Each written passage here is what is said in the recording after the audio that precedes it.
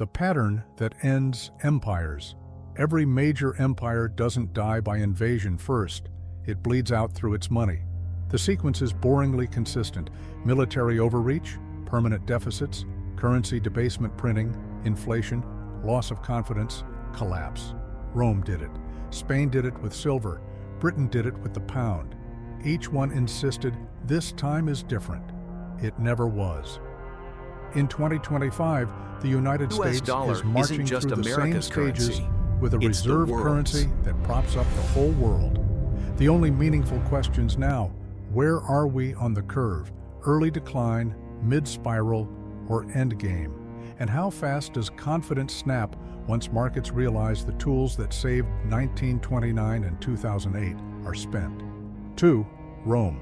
Debase, inflate, disintegrate. Rome's denarius began as trusted, near-pure silver. Then came costs. Legions, roads, frontier wars, palaces. Nero clipped purity to make more coins. Later emperors slashed silver content from 100% to 5%. Wages stayed nominally the same. Purchasing power died. Prices exploded. Farmers bartered. Soldiers demanded gold or goods. Tax collection seized up. The borders didn't collapse first. The money did. Without a functional unit of account, Rome couldn't pay armies or maintain administration. By 476, the Western Empire was a skeleton. Lesson: when you monetize deficits by debasing the unit, you don't stimulate. You detonate the system that coordinates production, pay, and trust. 3. Spain. Drowning in silver. Spain found a cheat code: oceans of New World silver. The Peace of 8 became global money, but flooding Europe with metal didn't create real wealth. It inflated prices. Spain imported goods instead of building industry, while waging multi-front wars. Debts ballooned. Defaults came in 1557, 1560, 1575, 1596. Creditors demanded returns Spain's economy couldn't earn. Coinage quality slipped. Credibility died. The empire wasn't resource poor. It was discipline poor. Silver bought time, not solvency. When your revenues depend on extraction and your spending depends on prestige wars, the currency becomes the release valve. It bursts. Spain slid from hegemon to has-been within a century. 4. Britain. From power to decline.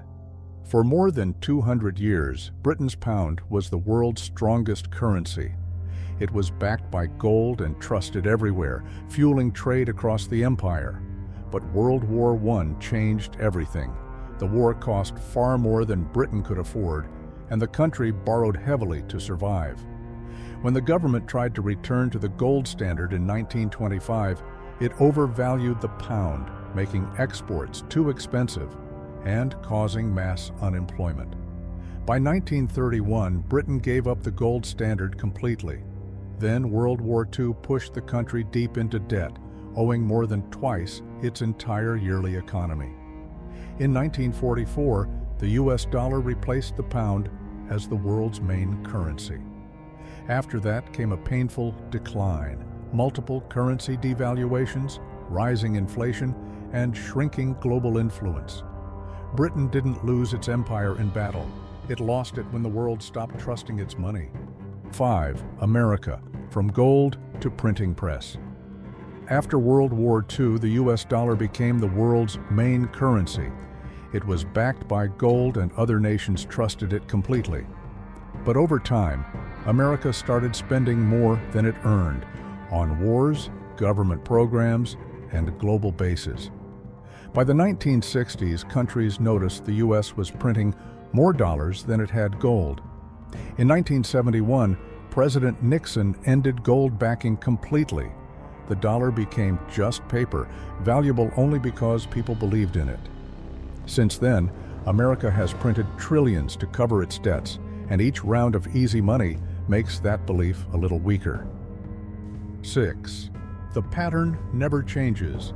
Every collapsing empire follows the same 7 steps. First comes power and trust, then expansion, overspending, money printing, inflation, loss of confidence, and finally collapse. Rome debased its silver coins. Spain flooded Europe with silver. Britain left gold and inflated the pound. America prints dollars without limits. Each empire thought it was unique, but the math never changes. You can't spend forever without earning, and you can't print wealth. The United States is already deep in stage 5, inflation and growing doubt. What comes next is always the same. People stop trusting the currency. 7. Why 2025 is different. When Rome fell, it was mostly Rome that suffered.